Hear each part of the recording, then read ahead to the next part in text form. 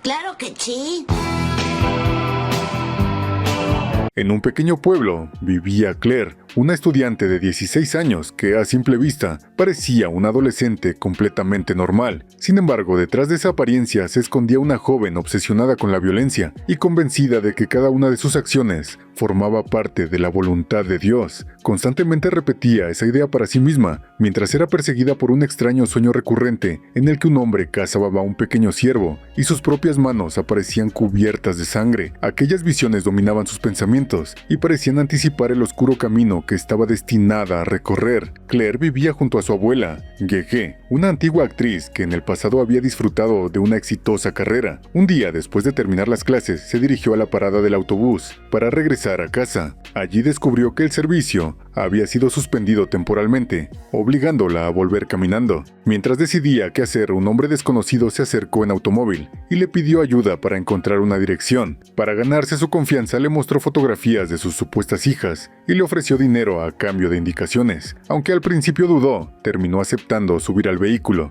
Durante el trayecto comenzó a notar detalles inquietantes. El interior del automóvil estaba extremadamente sucio y poco después escuchó sonar un teléfono que el conductor había asegurado que estaba descargado. Como si eso no fuera suficiente, el hombre bloqueó las puertas del vehículo y continuó conduciendo incluso cuando ella le pidió que se detuviera. Claire comprendió de inmediato que estaba en peligro. Sin perder tiempo, utilizó el cinturón de seguridad para estrangular al conductor. El hombre perdió el control y el automóvil terminó estrellándose en una zona aislada. Tras salir del vehículo, Claire eliminó cuidadosamente cualquier evidencia que pudiera relacionarla con el incidente, y para asegurarse de que el hombre no sobreviviera, utilizó un cuchillo para acabar con él. La escena dejaba claro que aquella vez el depredador había elegido a la víctima equivocada. Al regresar a casa limpió meticulosamente toda la sangre y las pruebas que pudieran incriminarla. La tranquilidad con la que realizó cada movimiento demostraba que no era la primera vez que hacía algo así. Para Claire, perseguir y eliminar personas peligrosas se había convertido en una especie de misión personal.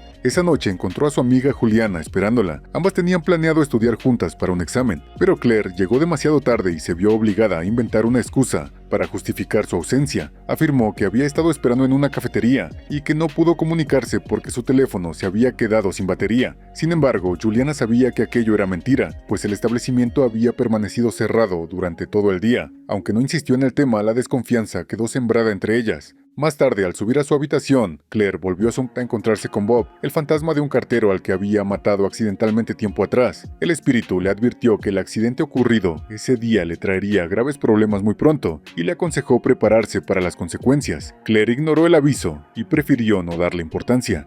Al día siguiente, mientras conversaba con sus amigas en la escuela, escuchó algo que la dejó paralizada. Comentaban la desaparición de una estudiante llamada Teresa Holmes, ocurrida un año atrás. Según los rumores, el responsable siempre utilizaba el mismo método. Mostraba fotografías de sus hijas, pedía indicaciones y convencía a jóvenes desprevenidas para que subieran a su automóvil. A partir de ahí, las víctimas desaparecían para siempre. Claire comprendió inmediatamente que el hombre que había matado el día anterior probablemente era ese secuestrador. Lo que inicialmente parecía un asesinato terminó pareciendo un acto de justicia.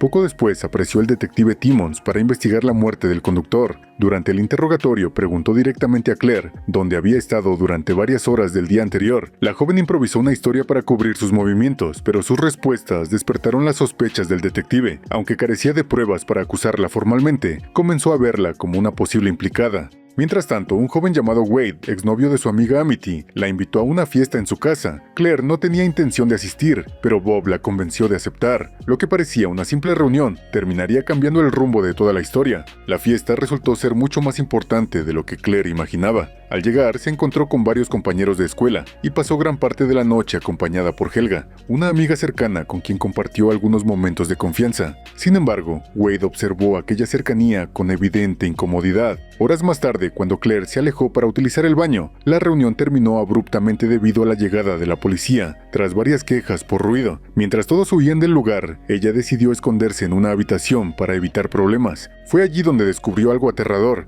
Al mover accidentalmente unas fotografías que habían caído al suelo, observó imágenes de varias jóvenes inconscientes y aparentemente drogadas. Entre ellas, reconoció a Teresa Holmes, la estudiante desaparecida un año atrás. Aquello confirmó sus peores sospechas. Wade estaba relacionado de alguna manera con las desapariciones. Cuando el joven apareció inesperadamente en la habitación, Claire ocultó lo que había descubierto y fingió que solo estaba escondiéndose de la policía. Aunque Wade intentó actuar con normalidad, ella abandonó la casa convencida de que acababa de encontrar una pista fundamental. Al día siguiente, mientras participaba junto a Amity en las audiciones de una obra escolar, Claire intentó averiguar más sobre Wade. Le preguntó discretamente si alguna vez había sido agresivo o si la había obligado a hacer cosas contra su voluntad durante su relación. Sin embargo, la conversación terminó mal. Amity se molestó y la acusó de haber asistido a la fiesta de su exnovio a sus espaldas. Una vez más, Claire se quedó sola con sus sospechas. Decidida a encontrar respuestas, comenzó a investigar por su cuenta. Revisando información sobre desapariciones en la zona, descubrió que durante varios años numerosas jóvenes habían desaparecido sin dejar rastro. Lo más inquietante era que ninguna había sido encontrada. Convencida de que Wade estaba involucrado, acudió inmediatamente a Juliana para advertirle. Le explicó todo lo que había descubierto y le habló de las fotografías encontradas en la fiesta. Sin embargo, Juliana tampoco le creyó. Le resultaba imposible imaginar que Wade estuviera relacionado con algo tan terrible. En lugar de escucharla, terminó acusándola de sentir interés por él.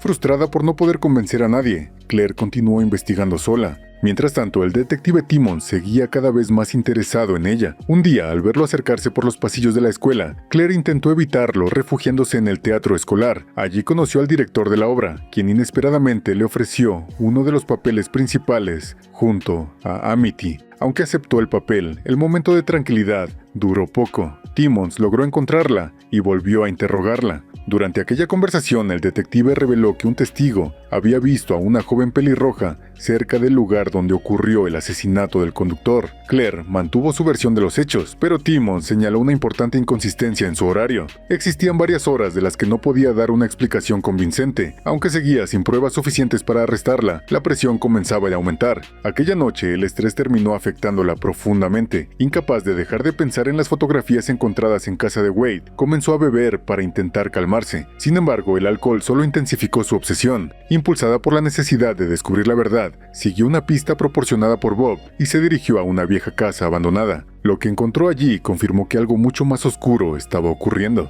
En el interior descubrió una cámara de video junto a varias fotografías de ella misma y de otras jóvenes. Reconoció inmediatamente las imágenes, pues habían sido tomadas durante la fiesta de Wade. Aquello significaba que alguien estaba vigilándolas y recopilando información sobre ellas. Para Claire ya no había dudas, Wade y Helga ocultaban algo importante. Al día siguiente, cuando Helga intentó acercarse para hablar con ella, Claire reaccionó de forma impulsiva, convencida de que formaba parte de la conspiración. Lo golpeó y le exigió que se mantuviera alejado. Helga quedó completamente desconcertado, incapaz de entender la reacción de su amiga. Sin embargo, lo peor estaba por llegar. Poco después recibió una noticia devastadora. Juliana había desaparecido. La noticia golpeó a Claire como una puñalada. Había intentado advertirle del peligro una y otra vez, pero nadie quiso escucharla. Ahora su mejor amiga había desaparecido exactamente igual que las otras jóvenes. El miedo, la culpa y la rabia comenzaron a mezclarse dentro de ella. Mientras tanto, otro problema surgía en casa. Su abuela Keke, preocupada por los cambios de comportamiento de su nieta, había registrado su habitación. Durante la búsqueda encontró un cuchillo ensangrentado, oculto entre sus pertenencias, el mismo que Claire había utilizado en varios de sus asesinatos. Cuando Claire regresó, encontró a Yi esperándola con el arma en las manos, y por primera vez en mucho tiempo, sintió que toda la vida secreta que había construido estaba a punto de derrumbarse. La discusión con su abuela fue intensa. Jeje, aterrorizada por lo que acababa de descubrir, exigió una explicación inmediata. Ando se anunció un toque de queda en toda la ciudad debido a las recientes desapariciones, lo que impedía a Claire salir a buscar a Juliana. Desesperada por encontrar a su amiga, intentó marcharse de todos modos, pero Jeje trató de detenerla. La anciana le recordó que ya había perdido a su propia hija en el pasado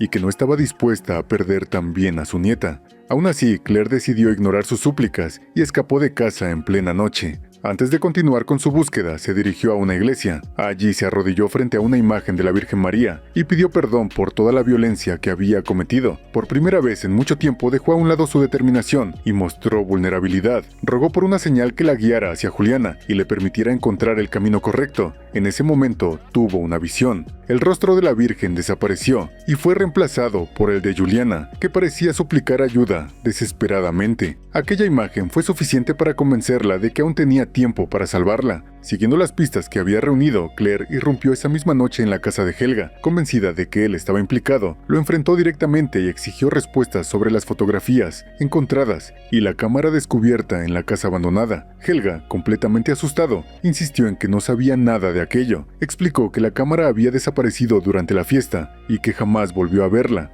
Cuando Claire le mostró una de las fotografías de las jóvenes desaparecidas, él aseguró no haberla tomado, aunque reconoció el lugar que aparecía al fondo de la imagen. Recordó que años atrás había participado en una sesión fotográfica en una casa específica a través de una agencia de modelos. Afortunadamente todavía conservaba la dirección. Sin perder un segundo, Claire tomó la información y se dirigió directamente hacia aquella propiedad. Al llegar encontró una casa aparentemente normal. Un hombre desconocido abrió la puerta y la recibió con amabilidad. Claire fingió ser una joven inocente que buscaba a una amiga desaparecida, y utilizando la excusa de necesitar el baño, consiguió entrar. Una vez dentro pidió un vaso de agua, mientras observaba cuidadosamente cada detalle de la vivienda. Sabía perfectamente que estaba jugando una partida peligrosa. Tal como sospechaba, el hombre aprovechó un descuido para colocar un potente sedante en la bebida. Claire fingió no darse cuenta y bebió el agua. Segundos después perdió el conocimiento. Cuando despertó, se encontraba atada en un oscuro sótano, y no estaba sola. Frente a ella estaba Juliana, también amarrada y visiblemente aterrorizada. Aunque su amiga seguía viva, era evidente que ambas se encontraban en una situación desesperada. Mientras fingía seguir inconsciente, Claire escuchó una conversación telefónica que reveló la verdad detrás de todo lo ocurrido. El hombre que las mantenía cautivas se llamaba Randall Morton. Lo más impactante era que se trataba del hermano gemelo de Joe Morton, el secuestrador que Claire había matado días atrás en el automóvil.